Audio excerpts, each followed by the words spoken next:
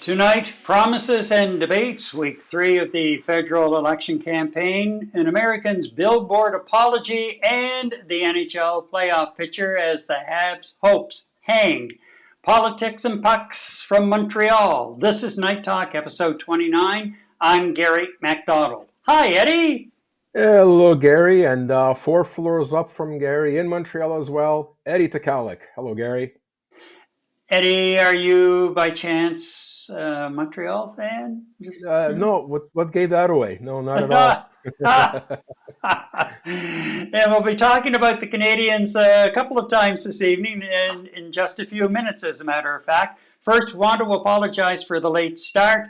There was a technical glitch on our end, and so we just said, okay, once I got it resolved, we said we'll just start over again, and here we are. So hang in there, gang, because it's about to get interesting. It is week 3 of the federal election campaign, so far filled with promises and the leaders' debates. Tonight is the French debate, which is underway, and tomorrow night it is the English debate. And of course, there's a story related to the French debate tonight. Eddie, you can help fill in that one. The original schedule for the debate was 8 p.m. tonight, and considering that it's the Montreal Canadiens' biggest game of the season, it's basically win or tie. You can move on to the playoffs. Lose, you got to wait for the other team to lose, being Columbus tomorrow night, and keep your fingers crossed. So big game today. And, in La Belle Province, hockey is king, and there's no way that anybody would be watching a debate tonight while the Montreal Canadiens are playing. So I believe that Mr. Blanchette from the Bloc Québécois, and I forget what other candidate had actually made the request and suggestion that they do the debate at 6 o'clock earlier, so at least they can get at least an hour in of viewers' attention before the big game started at 7. So just goes to show you what what hockey means to the constituents here in Quebec, and I think Mr. Blanchette made the right call in getting it to start early. Well, interestingly enough, Gilles Duceppe was on Power Play tonight on CTV, and he said that there was one debate, and it was back in the early 2000s, I think, where same thing. He requested that the time of the debate be changed because the Habs were playing. Yeah. The other thing that surprised me was he also said that he was asked what are the leaders doing on the day of the debate, and he said, I'll tell you what I did. There was one debate in particular. It was nice enough that I went and I played 18 rounds of golf. What? Wow. So anyhow, and I see the chats are busy on the other end. The three parties have rolled out promises during the campaign this week, and all aimed at seniors, a demographic that has been expanding over the years. So let's have a look at some of those promises. And if I can remember where I put the graphic, we should be okay. Was this it? We'll be bringing in tougher laurs that crack down that was on not it. Hate-based vandalism. Oh, I found it. There we go. Sorry, Pierre. You're up after. All right, so let's start with the NDP. Not a whole lot to sink your teeth into here. Increase the guaranteed income supplement. expand pharmacare to cover all medications, connect everyone with a family doctor by 2030. Well, like that. Wow. Yeah, that's a That's big going to one. happen. Yeah. Yeah. Good luck with that, Jugmeat. Here's the deal. Jim Hennessy, we've got some, there we go. Comments coming in already. Jim Oh, Hennessy wow. in St. John, go ahead. Yeah, I like Yeah. them already. Anyway, yeah, a family doctor for everyone by 23, that's a huge thing. And I think Singh really is just, when you look at the promises here, there's really nothing as far as the NDP is concerned. And I suspect there are two reasons. First of all, he's pivoted away from trying to run for prime minister. He knows that ain't going to happen. And secondly, he's probably thinking about his future. And True. that, I've heard that he's in some trouble in his own riding. And of Hmm. course, the party is in some serious trouble right across the country. So, is his heart in it? Is the party's heart in it? I don't know. Doesn't really appear to be. And the other side of it is maybe he's holding back because maybe he was hoping at some point to be able to be the other end of a minority government and be able to Yeah. chip away the way that he did with the Liberals over the last couple of years. And we all know how that ended. Yeah. Anyway, so that's the NDP. Let's move on to the Conservatives. Protect seniors from fraud by punishing banks and telecoms that don't do enough to prevent it. And apparently that includes some pretty hefty fines. Hmm. Maintain retirement age at 65. There was discussion about raising it to 70. Allow seniors to keep their savings in an RRSP until age 73. That's up from age 71. And allow working seniors to earn up to $34,000 tax-free. That's nothing to sneeze at. And I mentioned on one other broadcast where I didn't even realize it was $24,000. That's a $10,000 increase. So hopefully that'll help. Well, if the Conservatives form government, and he brought that in quickly, hopefully that would help me out next year. Yeah. This year, I don't know. That's something that I have to do between now and another week and a half or so, is get the exactly. taxes done. Anyhow, let's move along now to the Liberals. And the Liberals are saying, how would he get in there? Hennessy, you're hogging things here.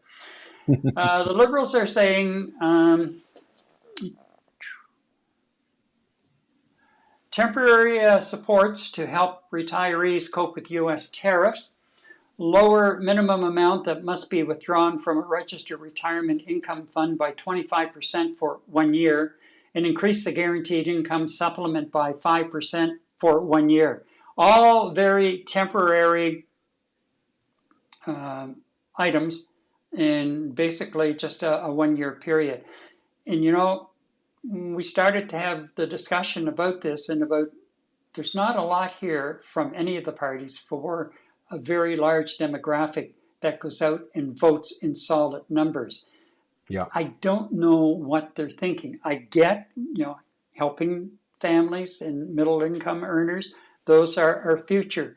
But by the same token, you have a lot of seniors who are dropping off the radar because they're living on fixed incomes, the fixed CPP, the guaranteed income supplement, and the other supplement, and they only go up by 2 or 3% per year. It's all based on the cost of living. And any of those increases, you don't break even and you don't get ahead. You're still behind the 8 ball. And look at it this year going into 2025, and all of a sudden you're dealing with tariffs. And now the price creep is coming into the stores with items and food coming in that have been subjected to the tariffs. So there's not a lot there, and I don't get why they're not focusing just a little bit more on that demographic. Well, you're right. It's uncanny. I saw somewhere that the voter turnout for seniors in this country is 67% or 70%. That's a big chunk of change for voter turnout. And to watch the party heads not really provide solid guarantees for such a huge demographic, at least to get elected, is it's a head scratcher for me. And not only that, the seniors are the ones that actually need the most help. There's seniors from all walks of life in terms of how well off they are, from the impoverished to those that are doing pretty well. It can get very expensive out there. I mean, just before we were chatting about pharmaceuticals, not all pharmaceuticals are essentially covered by government plans, right? So that becomes expensive. You're looking at eye care, you're looking at hearing aids, you're looking at dentists, dental work. I mean, that is so expensive. A dentist is not going to care whether you're 95, 70, 65, 60. He's going to charge you the same rate and amount, and that's unless he's enrolled in the dental program in Canada to provide services, and if the senior is actually eligible and enrolled for it. And I think it's 7 years plus, seniors are entitled to that. So I think you're right, Gary. I mean, for a large demographic, and it's an important demographic, we've all paid our taxes up until retirement and then some. Depending on what you're bringing out of your RSPs, and then still you can't get the necessary support that you would kind of expect from the government after paying into all these plans your entire life. I guess to me it's a bit of a shame that there wasn't a little bit more meat in terms of all three leaders' platforms, at least as we're heading into the election. So. A little bit disappointed in that, but I just don't understand what their logic is. Logic is on this. Okay, and before we move along, discussing some more items from the campaign, just a reminder, folks, that by all means we want to hear from you, like we heard from Jim, a Habs fan. Anyhow, by all means, whether you're watching on Facebook or watching on YouTube, just put your comments in. We'll see them. We'll try and feature as many as we can and respond to as many as we can. And we want to hear from you. What are you looking for in tomorrow night's debate, for example? What are you hoping to see or hear from the leaders as you try to make your decision which way you're going to mark your X?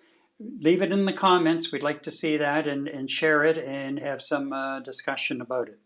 So, Conservative leader Pierre Poilievre has opened, are you ready for this? What could be a can of worms by saying he would use the notwithstanding clause in the Charter of Rights and Freedoms to bring in new laws dealing with violent offenders and hate crimes. Here's what he said, and I believe it was either Monday or Sunday or Monday. But here is what he said. So the question is, do I respect Supreme Court decisions? The answer is yes. And I also respect the Charter of Rights and Freedoms, which guarantees life, liberty, and the security of the person to every single Canadian. That right has been trampled on by the Liberals' catch and release laws that have unleashed crime and chaos in our communities. And I will use Section 33 of the Charter of Rights and Freedoms to put an end to the Liberal crime and drug wave and to protect law-abiding Canadians against the dangers that are spreading everywhere in our streets.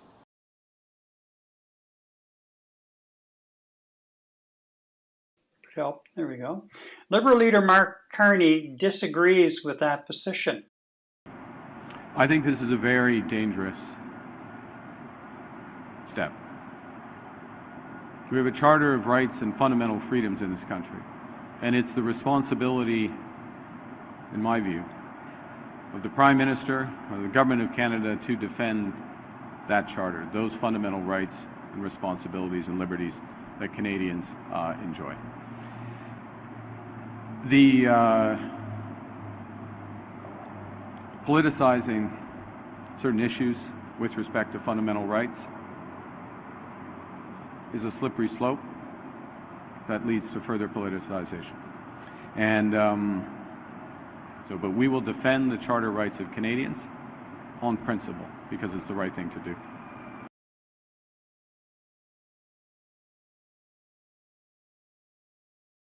No, I think it's wrong to do so. I think we should not be using the notwithstanding clause. And I'm concerned, and I mentioned this before, I'm concerned with the fact that it's being used more and more. Charter rights, human rights should not be things that we are willing to ignore or put to the side. And I'm worried that it's becoming more and more commonplace that the notwithstanding clause is being used. So, what is the notwithstanding clause? Well, it allows federal or provincial legislatures to temporarily override certain rights and freedoms in the Canadian Charter of Rights and Freedoms, specifically those found in Section 2, Fundamental Freedoms, and Sections 7 through 15, Legal Rights and Equality Rights. The clause gives elected governments the power to pass laws that operate notwithstanding the Charter, which means basically outside the Charter, for a renewable period of up to 5 years. A little bit of history on it. It was included as part of a compromise during the 1981 constitutional negotiations, especially to secure provincial support for the Charter, and is meant to preserve a balance between judicial authority and parliamentary sovereignty. And who can use it? Well, federal parliament, House of Commons and Senate, provincial or territorial legislatures. How often has it been used? Not one Canadian Prime Minister has used the This would be a first. notwithstanding clause, so This far. would be a first. However, not quite the same for the provinces. Quebec is the most frequent user. Are we surprised? It was used, they used it proactively in all legislation from 1982 to 1985 after initially rejecting the Charter. And later uses include Bill 21, the banning some public employees from wearing religious symbols. And of course, Bill 96, the contentious language law. Saskatchewan has had a couple of goes at it. Alberta has threatened to use it, but Premier Danielle Smith backed away from it. And Ontario, Premier Doug Ford has used it a couple of times as well. So, to me, when you start moving into that territory, I think that it's a bully type approach, dictatorial, and somewhat lazy. You don't want to take the time and energy to defend the law that you're about to impose upon us in the legislature or the House of Commons and have it properly debated by the elected representatives. You just railroad over all of that and just bully ahead for 5 years.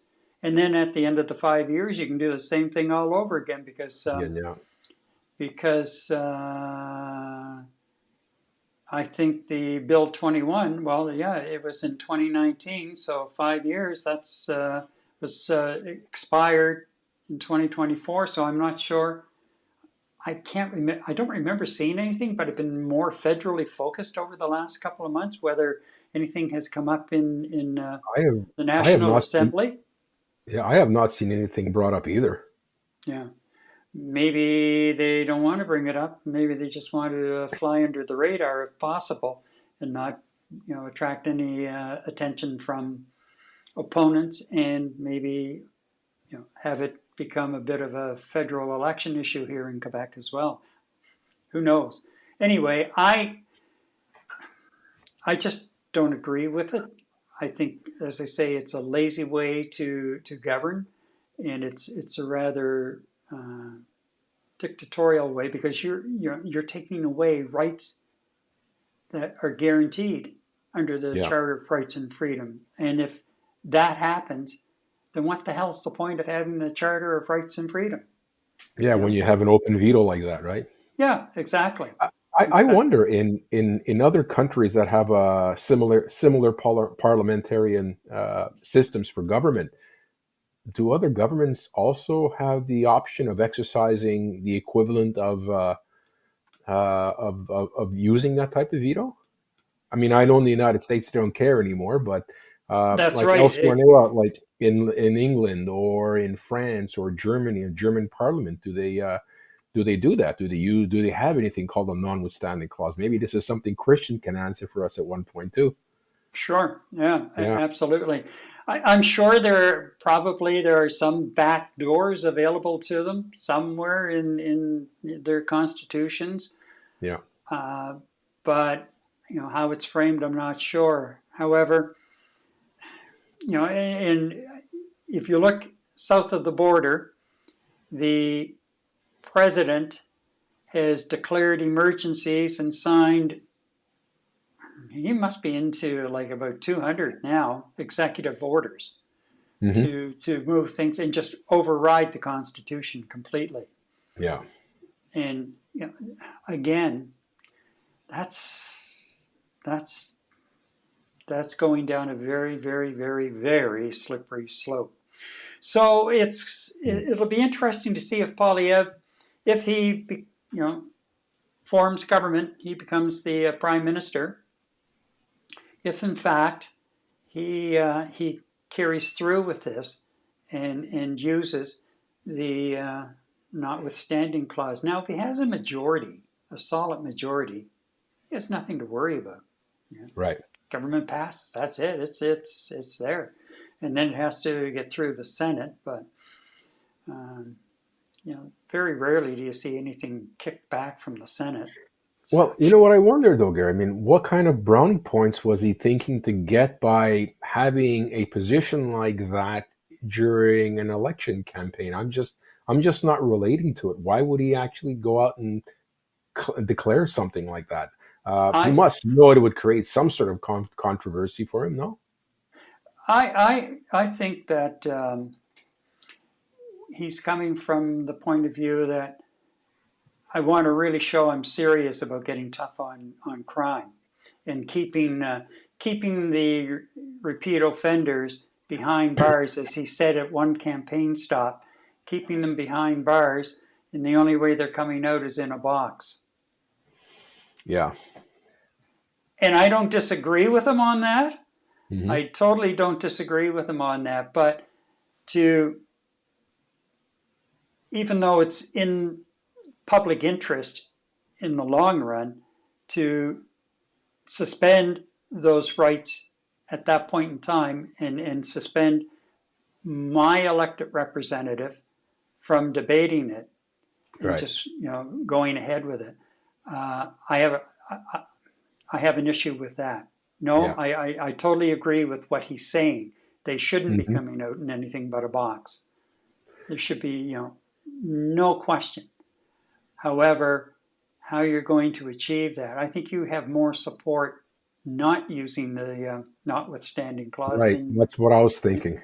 Yeah. Yeah. I think that this is one that you're going to get a lot of support on the streets, no problem whatsoever. So Okay. anyway, well, that's something to keep an eye on, because he's also talking about getting tough on hate crimes, and I have a very brief clip of him talking about that, if I can find it. Where was it? Just bear with me for a second. I had to juggle a couple of things around. Yeah, it's this one. Okay, so here's Pierre Poilievre talking about getting tough on hate crimes as well. We'll be bringing in tougher laws that crack down on hate-based vandalism, on violence and targeted at places of worship. We will bring in more security for places of worship. And we will deport from Canada anyone here on a visitor visa who carries out any crime. And we will prioritize the deportation of those who carry out hate crimes and violence on our streets. Those who are permanent or citizens who do those things, they will go to jail. And they will also, on top of that, there will be massive, crippling financial penalties for hate-based vandalism. And I can assure you they will be penalties that are so massive that there will never be, again, some punk thinking even once about throwing a Molotov cocktail into a Jewish business or firing at a Jewish school. They will pay a severe price for that. Can't disagree with them on that one. Yeah. We've talked extensively about situations like that. So, I mean, for something like that, you certainly have to get tough. And both you and I have seen a lot of this stuff, especially during the Palestinian demonstrations at our universities here in Canada. And it was just gut-wrenching to see some of the damage and the vandalism that actually went through with very little punitive accountability, right? So I can see where he's going to get a lot of brownie points for sustaining that type of a position. And you know what? I'm 100% confident that that Mr. Carney and Mr. Singh, Prime Minister Carney, equally share that. They may just not be as verbose about it, but they share justice for all. Make sure people are adequately dealt with at trial as necessary to make sure that they minimize the amount of vandalism and crimes that can potentially be perpetrated out there. Yeah, that clip, he was responding to a reporter's question, and on the weekend there had been a pro-Palestinian demonstration, and they marched into a mall, and they were inside the mall and shouting and hollering and going on. Police were called, but no arrests were made, and they were allowed to carry on because the police said they're not breaking any laws at the moment. Well, whoa, wait a minute. That's not a peaceful demonstration. Yeah. Right. Number one, here's the thing. If the owner of the mall, yes, it's a public area, but you're there really as an invited guest by the owner of the mall. If the owner of the mall has demonstrators in the mall and carrying on, and really carrying on in an unacceptable way in a surrounding like that, and people feeling intimidated, and you know damn well that people coming in with their little ones or a lot of older people would feel intimidated by that. Oh, for sure. You've called the police to ask them to take control and get them off your property. And they say, well, they're not breaking any law. Yeah, they are. They're invading my space, my property, and I want them out of here. Exactly. If I'd been the owner of the mall, I would have picked up the phone, had the lawyer on speed dial and saying, get trespassing laws or charges or whatever the document is against these people now, and let the police serve them. But that's the one thing. Malls are public. They're open to the public, but they belong to someone, and the owner of the mall has the right to deny you entry to their property. Period. It's the same as you have the right to deny entry to some bozo to your unit. Well, or I have the right to deny entry to some bozo to my unit. What would happen if you and I decided to... I guess I won't be getting back into your place after saying that. Well, Gary, I mean, what happens if you and I decided to hold hands and yell up and down the mall's aisle, screaming like Banshee Indians and yelling at people and whatever else? I guarantee you that both you and I would be out of there in handcuffs because there's only two of us. Now, because there is a group involved here, and there is and I'm not going to say an unjustified need to protest what's going on over in the Middle East, but when you have a group of people that are being aggressive, from what I understand, they were pretty aggressive. You know what? It's the police responsibility to ensure that nobody gets hurt, and B, you get them off that property, just like you and I would have been taken off that property. And I really think that a lot of this has to do with orders that our police forces are given not to engage such parties because A, there are cameras rolling. B, you don't want to create a political statement misrepresenting your boss, the mayor of the city or whatnot. So they'll just try to placate what's going on and just make sure there isn't any violence that goes outside of the protest group and everybody's safe. That's wrong, Gary. Look, in the good old days, even 20 years ago, the police moved in and out you went. Simple as that. They Exactly. just don't have the power or a level of comfort in doing that unless they get the undivided support from their superiors, being the commissioner of the police departments or the mayors of the city. The mayors of the city don't want that bad publicity on them, because certainly if a group of protesters are going to be removed forcefully out of an establishment, A, that's going to make the news. B, it's going to tarnish the reputation of whoever's running the city, one way or the other. So it's a lose-lose-lose situation. You and I as citizens lose. The people in the malls who are shopping and just going about their business lose. The police force loses, and the mayor loses. So nobody wins in this thing. So the way I look at it, what do you got to lose? Go in there and take care of business. And it's just a shame that our police force is handcuffed from doing anything about it. They just cannot do their jobs when it's necessary. So what happened in that demonstration was completely out of line as far as I'm concerned. Deborah writes in, do you think the authorities in Canada fear the Palestinians? I think they fear the uproar over moving in on a culture. Correct. Yeah. That's what they fear. And you know what? I'm sorry. I don't buy into that argument at all. They're breaking the law. They're being disruptive. The party's over, folks. Like, it's time to move in. And, if there is some hollering and crying and squealing about, you're picking on this group or that group, it's very easy.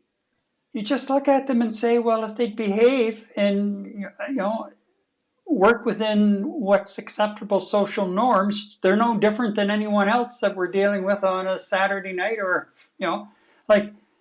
Yeah. Move on or get arrested. One or the other. You have a choice. It's as simple as that. And both you and I are all for protests and peace. This is what makes our country great. We've always allowed it. But then you have individuals or groups that disregard that particular rule, if you want to call it. You want to protest, go ahead. Do not be disruptive to society. It's as simple as that. When I say society, our university campuses, we're talking about shopping malls, hockey arenas, whatever the case is. If you don't have a permit to protest peacefully, I'm sorry, you should not be allowed to do that, and that's considered breaking the law. And if these individuals want to live in a country that abides by the law, you have to play by the law. Otherwise, you're in the wrong place. I mean, I don't know how I can put any simpler than that. Not taking away from the plight the Palestinians are in, or any any group around the world that's in war right now, and the unfortunate atrocities that they're experiencing. I mean, I'd protest right with them, but I would be lawful. I'd never go on a university campus. I would never break into a private establishment. Excuse me. It's just wrong. And like I'll suffice it to say, Gary, again, I'll just summarize: the police have their hands are tied behind their backs, and I'm sure they were chomping at the bit to get them the hell out of there as well. Because look, you become a policeman to protect the law, protect people and the law, and I'm sure they're equally frustrated not being able to to do their jobs properly. Well, somebody has to answer for this at some point, in the not too distant future. Because yes, there is peaceful protest. Don't have a problem with it. And peaceful protest can be loud up to a point. Usually, it's outside. You're not invading someone's space. You're in the great outdoors, and yes, maybe you're walking down the street or whatever, but you have to have the permit to do that.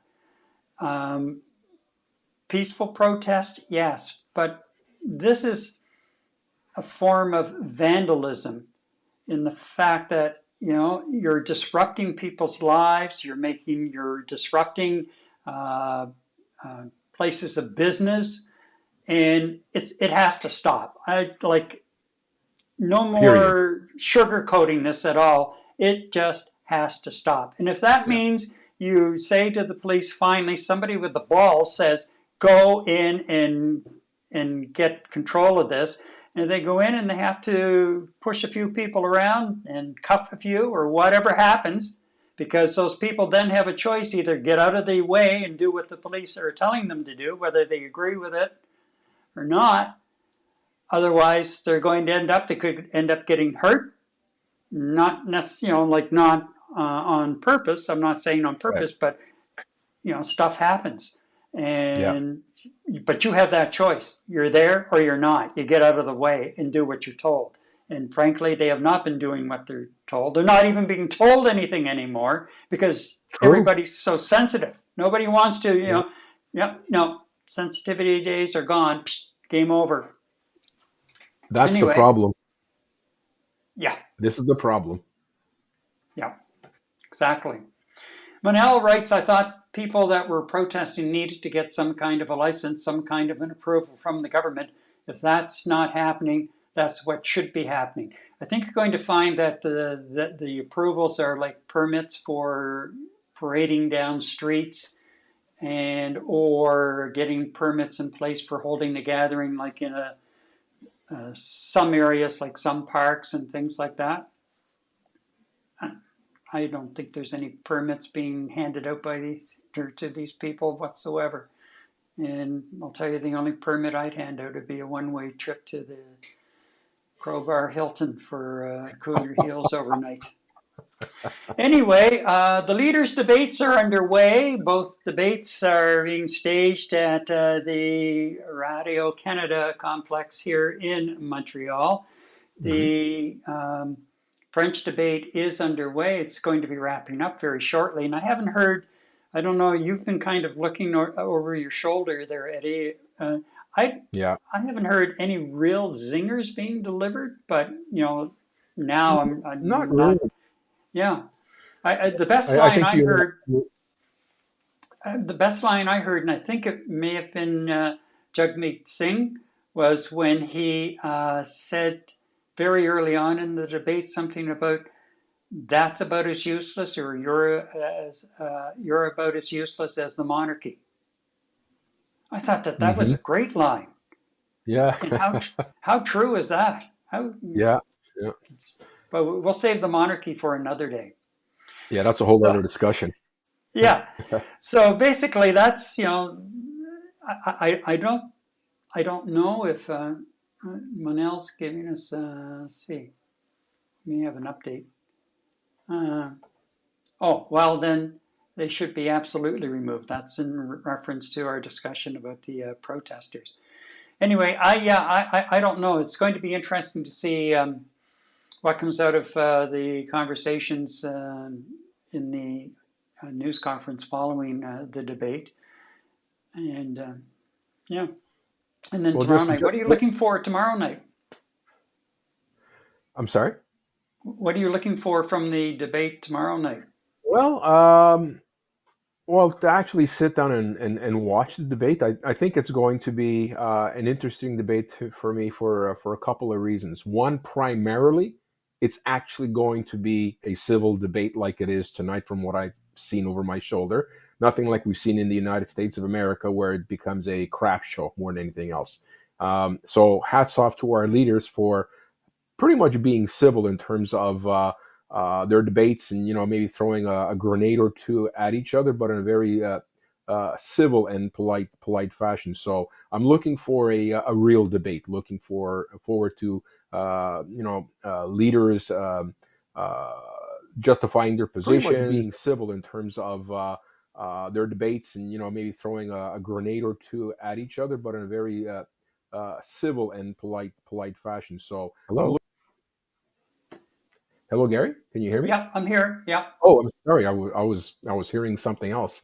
Yeah, sorry about that. I'm looking forward to them actually having a civilized debate where they're being asked questions and they're defending their positions, not to each other but to the rest of the country as we watch. So I think first and foremost, and we talked about this quite often as a prelude leading up to this debate, is how exactly are these candidates going to defect the integrity and the sovereignty of this great country of ours, which is basically what are we going to be doing to defend ourselves against the insanity that's going on in Trump's United States. That's first and foremost in my mind. I want to hear what they have to say about that, and I know a lot of Canadians are as well, based on some of the polling questions we've seen of what's important to people, to the voters out there, and Mr. Trump is really important in their minds. So looking forward to hearing what they have to say about that.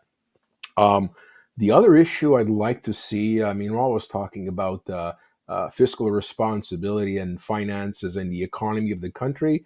That's always a discussion point for every election year. So I don't expect to hear or see any knockout blows there. What I'm very interested in seeing is what are the leaders going to be doing for the housing crisis in this country, which continues to get worse and worse and worse. Rents continue going up.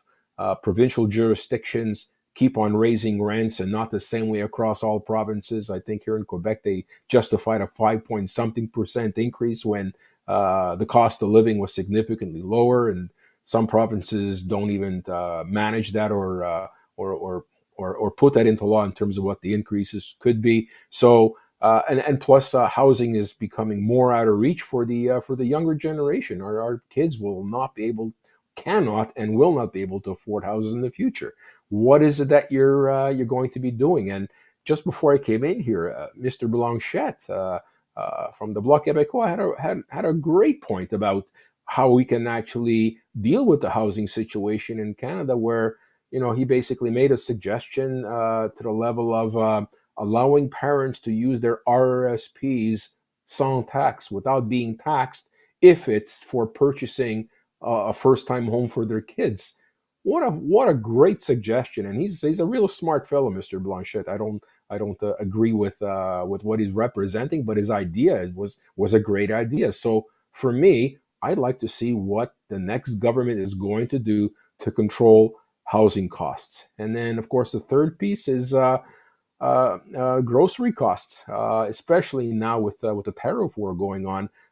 What are they going to be doing to help Canadians, the regular Canadian and all Canadian citizens, be able to deal with the increased cost of groceries, going to a grocery store or whatever they need to live on?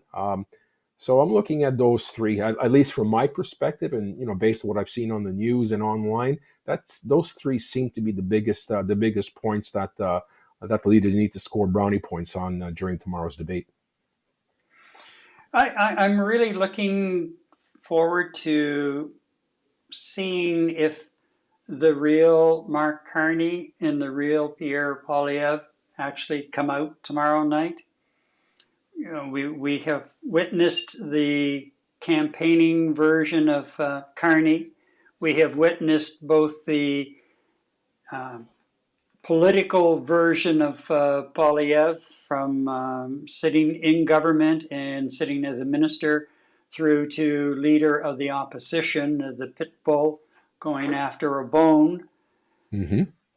And I've heard more discussion along the lines that we have had over the last couple of months about the fact that he has not let go of the pit bull role, and instead of acting like a prime minister in waiting, and delegating the pit bull role to someone else within the caucus or the party. But he's now in toning it down, and the real, I think, wake-up call to tone it down was when all of a sudden the Liberal lead started to grow. And if you notice that he kicked off the campaign with his wife and his children, and his wife has been with him on every campaign stop that I've had a chance to watch throughout the campaign so far, and he has toned it down. He is smiling a bit more than what he has in the past. There's still issues with media access to him. So I'm looking, I really want to see whether we will get at least a hint of the real side of Mark Carney and Pierre Poilievre, because one of them will be our prime minister come May. And I'm just looking at the latest polls. Canada 338 is the Liberals with 44% plus or minus 5% error. The Conservatives at 38%, so 6 points ahead. And I believe the latest Nanos poll also has the Liberals with a 6-point lead. Yeah. The NDP here 9%, and I think the NDP in the Nanos poll I was looking at was in around 8%. The Bloc 6%, and I believe let's see, where we're at the Bloc. 6% on the Nanos poll as well. So they're all starting to line up, and the Greens too. And there was the other side of the story for the debate tonight and tomorrow night. The Green Party has been eliminated at last minute because they failed to meet 2 of the 3 guidelines set by the debate commission that runs these leader debates. They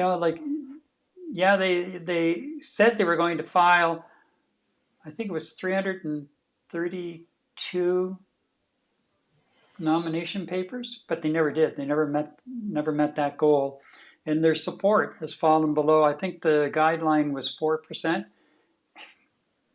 I mean, they're out of. They should never have even been invited, frankly. Yeah. The party really is. Yes, they have Elizabeth May, and she's well known.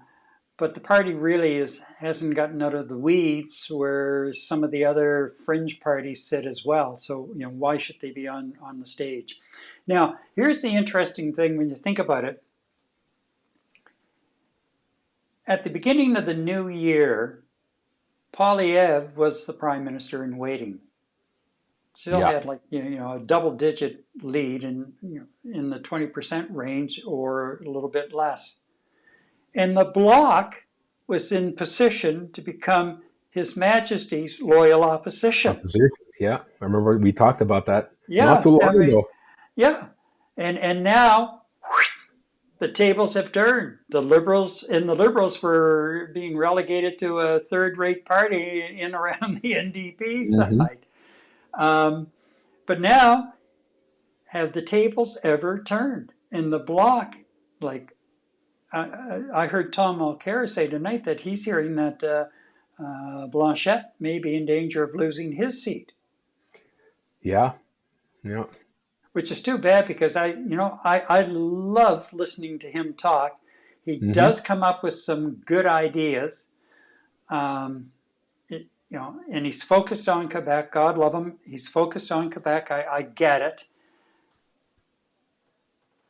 But, I think he's missing an opportunity, and I think the country is missing an opportunity to have somebody like him to kind of broaden his horizon a little bit. Yeah, I agree.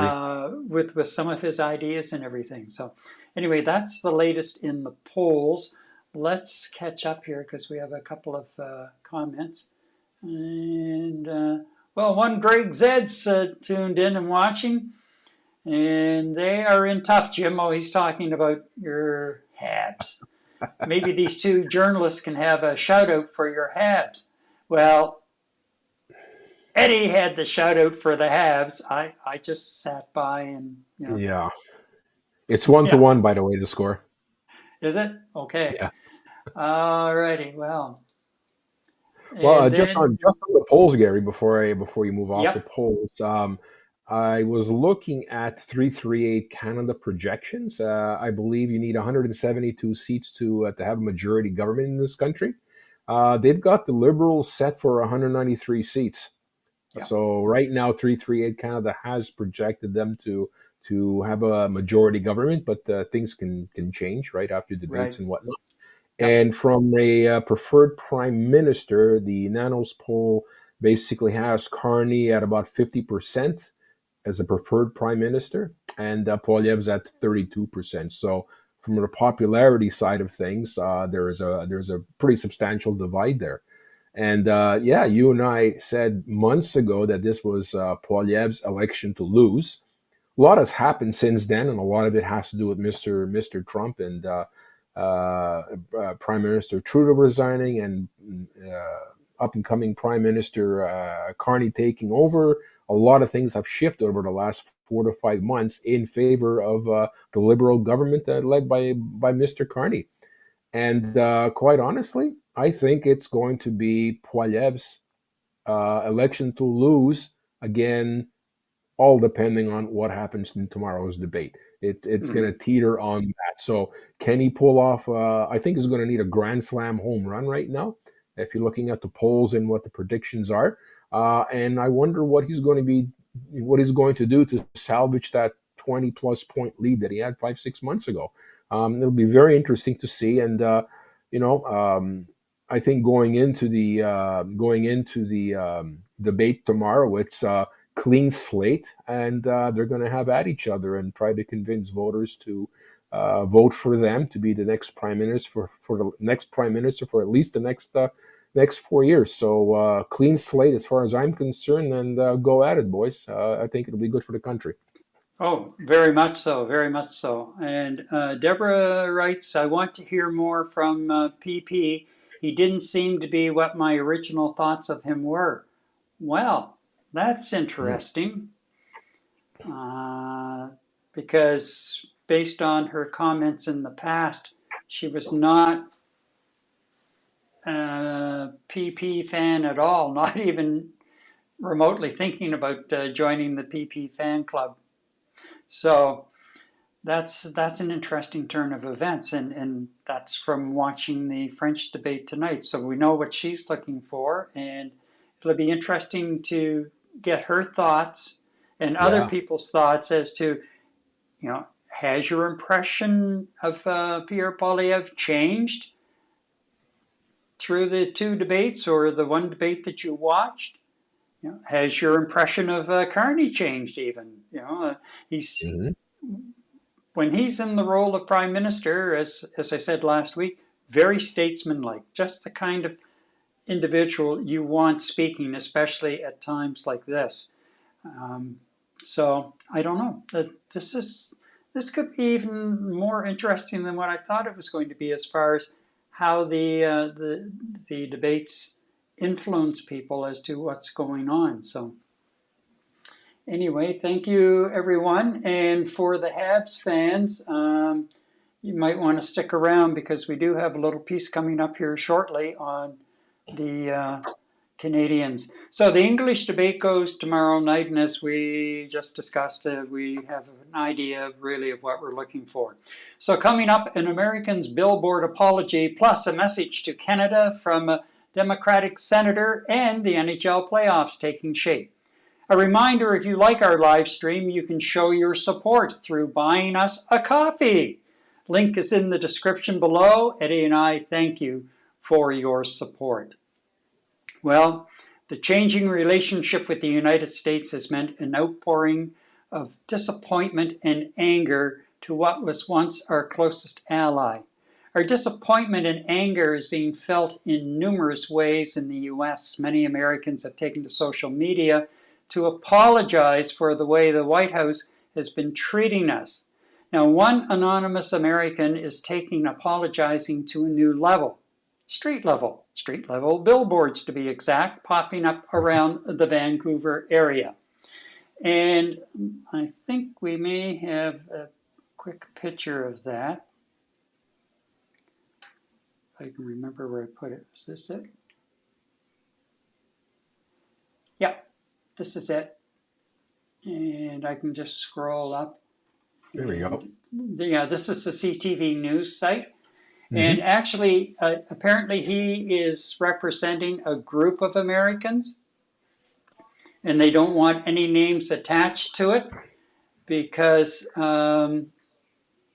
they want the apology to be from everyone and not one person or group in particular. Dear Canada, we are very, very, very sorry. I don't even know what to say to that. Yeah. Don't even know what to say to it. And he said these billboards will be up for, I think, 2 weeks. And then they'll come down, and then they'll probably go back up again for a period of time. And get this, they're not ruling out having them go up in other Canadian locations as well. It's, I'm still seeing on social media Americans, we're with you, we support you, we didn't vote for this, Right. and what have you. I understand. I feel their pain, but I'm sorry. We're at war. It's an economic war, and as much as you do have sympathy, empathy, whatever, compassion for the way we're being treated, Which is very appreciated, by the way. Yeah, Yeah. very much appreciated. But by the same token, you have to remember, unfortunately, you're on the other side of the line, so you're the enemy per se. And am I going to be overly friendly or open arms? No. But, you want to put up billboards around here and I happen to be selling billboards, I'll damn well take your money. Thank you very much. Well, you know what? It's funny though. We have Americans apologizing like this with this gesture, whether it's an individual or a group of people. I mean, obviously they want to remain anonymous because you'll never know what the consequences would be in the United States for doing something like this in Canada nowadays, right? So you got to be careful. So the effort is very much appreciated, at least by myself.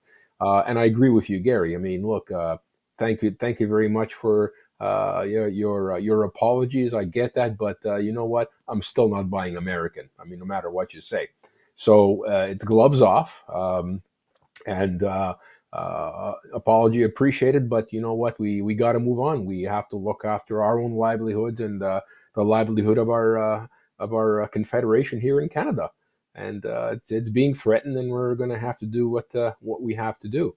And you know what? And also, I've been seeing, like you were saying, on social media, I've been seeing posts from individuals saying, "Yeah, you know what? I did vote for Donald Trump, but I never intended this to be happening," and apologizing for that. So, a lot of people that are playing on the other end of the United States divide in the red are also saying, "Oh crap! What the hell is going on here? This is not what I wanted." So, just the same, you got what you asked for, and you know what? I'm still keeping the gloves on, and I don't feel sorry for you. You're living in that bed on the other side of the line, and we're going to have to do what we need to do here to defend Canada, and not only that, defend the rest of the world, as Prime Minister Carney said last week or the week before. If the United States does not want to take the lead in the world and representing a free world, Canada will more than happily step in, and I think we've started to do that quite honestly. I think we have actually. We're stepping up in that respect, and I think that a lot of heads are coming up and they're taking notice. What? Yes. Yeah, exactly. So Monel, she says, "Nope, I don't like PP," so she's not going to be swayed one way or the other by the English debate. Nope, not at all. Well, on top of all of this, California Democrat Senator Adam Schiff released this video last week. I happened to come across it on Friday night, Saturday at some point, and I thought, We used one of his videos a couple of weeks ago, which was, very telling in a lot of ways as to how he felt about what was going on at that point in time in Washington. And so I felt that this video, he wants to speak to Canada. So let's let him speak to Canada. So tonight I want to talk to Canada about Canada. I would say my feelings toward our neighbor to the north were best summarized by President John F. Kennedy on his first trip out of the United States as president. Geography has made us neighbors. History has made us friends. Economics has made us partners. And necessity has made us allies. Those whom nature has so joined together, let no man put asunder. Let no man tear asunder. Sadly, today, one man has torn that relationship asunder, and that's what I want to talk about today. Because I remember vividly in October of 2016, I remember like it was yesterday, when Americans were first starting to question who we were and where we were headed. I remember that Canadians put together a beautiful video, a video of Canadians describing the great things that America had done, the things that we had invented, the contributions we were making to the world. I remember watching that video and how it made me feel about being an American. And I'd like you to take a look at what you had to say, Canada. But as you're thinking about your future, we just want you to know that you guys are great. You really are great. You invented the internet. You guys are going to get humanity to Mars. Your national park systems protect some of the most beautiful places on Earth. All your diversity and all your openness. The fact that you're such a giving nation, over $250 billion a year is donated to charities. So wonderful and warm and accommodating. When things are tough, you fight to make them better. The disability rights movement in America is amazing. You are infectious, entertaining. Your gift to the world of jazz music. Bluegrass music, R&B. Biggie and pop. And political and social activism. forging new paths. You dream big. Your quest to be the best creates the best. A land of opportunity where anyone can be anything they want to be. The vibrancy and diversity and the idea that we can all live together. You know, America, I think you're already great. You're great, America. We all love you, and we think you've always been great. Thanks, America. I think you're great. Stay great, America. When I think of that video now, I have to say it breaks my heart because I know there is such anger and animosity directed at the United States from Canada, which I can more than understand. But as you were so kind to remind us Americans of the better angels of our nature, I want to take this opportunity to say a few thank yous to you, Canada, to remind Americans what we have to be so grateful for with our Canadian friends and neighbors. Let me start with the most significant, and that is that Canada, you have stood by our side in practically every war that we have been in. You have fought next to us, you have died next to us, whether it was Canadian soldiers and American soldiers in World War I, or Canadians and Americans in World War II, or Canadians who came to our aid after 9/11 and served side by side with us in Afghanistan and died by our side. Canada, you have been there for us in the most meaningful way possible, that you have put the lives of your sons and daughters on the line for your friends and neighbors out of a shared friendship and out of our shared values. And of that, I am the most grateful. And I wish our president had some recollection of that. But there is so much else for us to be grateful about our Canadian friends and neighbors, and not just as Americans, but as people of the world. My father was dependent on insulin for most of his adult life. I thank you, Canada, for insulin. And America, if you have anybody you know on insulin, you can thank Canada too. If you're concerned about the Ebola virus spreading, you can thank Canada for an Ebola vaccine. If you have a family member with a pacemaker, thank you, Canada, for pacemakers. If you like PB&J, thank you, Canada, well, at least for the peanut butter. If you thrill to going to an IMAX movie, thank you, Canada, for that amazing technology. If you have been inspired by Captain Kirk to want to boldly go where no man has gone before, you can thank Canada. If you're a hockey fan, you can thank Canada for the greatest that ever was. if you have thrilled to the idiocy of this guy. Cannot triple stamp it, no erases, touch blue, make it true. You can't triple stamp a double stamp. You can't triple stamp a double stamp, Lord. You can't triple stamp a double stamp. You can thank Canada. If you like basketball, if you're grateful for the invention of basketball, you can thank Canada. Thank you, Canada, for basketball. If you love music, there is so much to be grateful to Canada for. Can I get a hallelujah on that? So I want to thank you, Canada, for all you've contributed in the fields of art and science and music and film, to all the Nobel Prizes that you've won, for all the inventions that you have produced. I want to thank you for the sacrifices you've made on the battlefield. I want to thank you, and most particular and most recent, I want to thank you for something else. When fires ravaged my hometown of Los Angeles, when they were still burning in Altadena and they were burning in the Palisades, I went to one of the incident command centers, and I had the privilege of serving food to the firefighters who were battling those blazes. And I can't tell you how many of those firefighters were Canadians. And I want to thank you, Canada, for sending those firefighters, many of them from Alberta, to help us battle those blazes. Sadly, I remember one of them asking me, coming back after he had his meal and asking me, do we have to worry about Canada becoming the 51st state? And I said, no, you don't have to worry about that crazy idea, that demeaning idea. But I want to tell you just how grateful I am that your brave firefighters were willing to come down and battle those blazes. And I know I speak for everyone in Southern California, if not all of California, when I say that. Now, I know that your Prime Minister has recently said that the relationship between the United States and Canada is over. And it pained me to hear those words, even as I understood the anger behind them.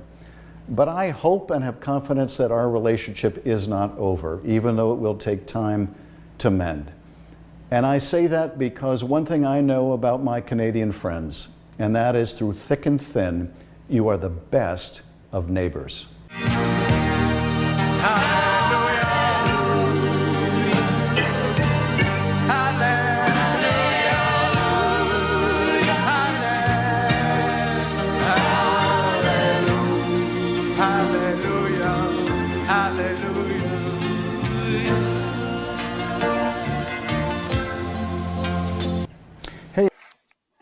Well.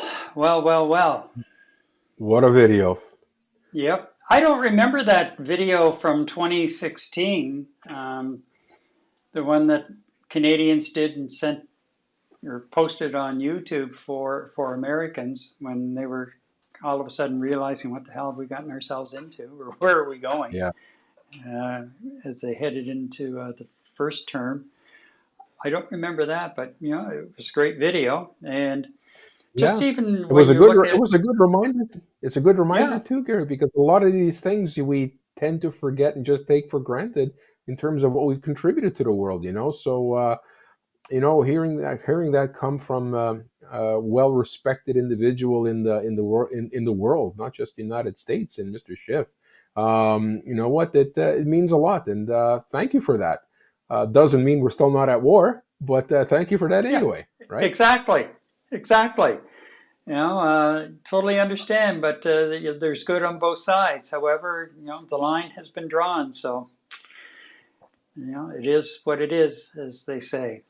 Okay, up next, the NHL playoff picture is taking shape, and Eddie's watching very closely as to what's happening up the street. That's as the Habs hope to make the grade at the Bell Center.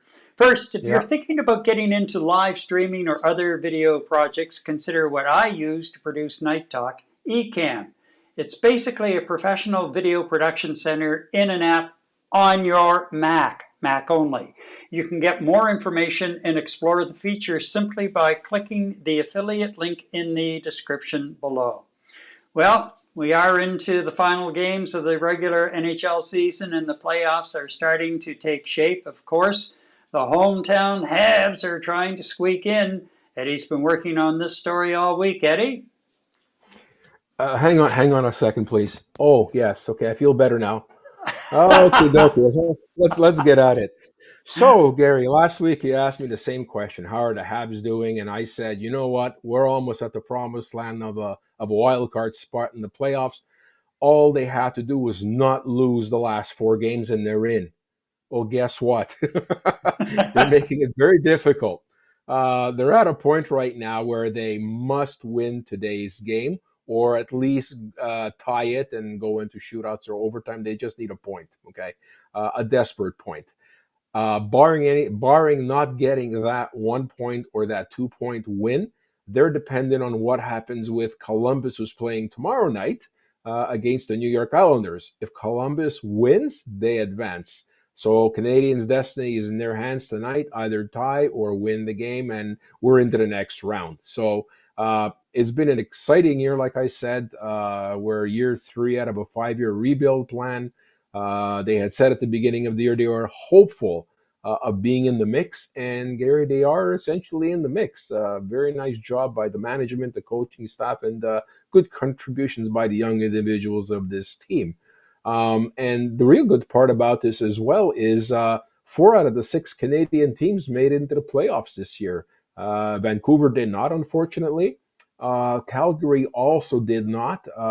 They got eliminated yesterday from contention because the 2 teams ahead of them, being St. Louis and I think Minnesota, won their games. Had they not won their games, Calgary winning their next game would have launched them into the playoffs as well. So good try for them.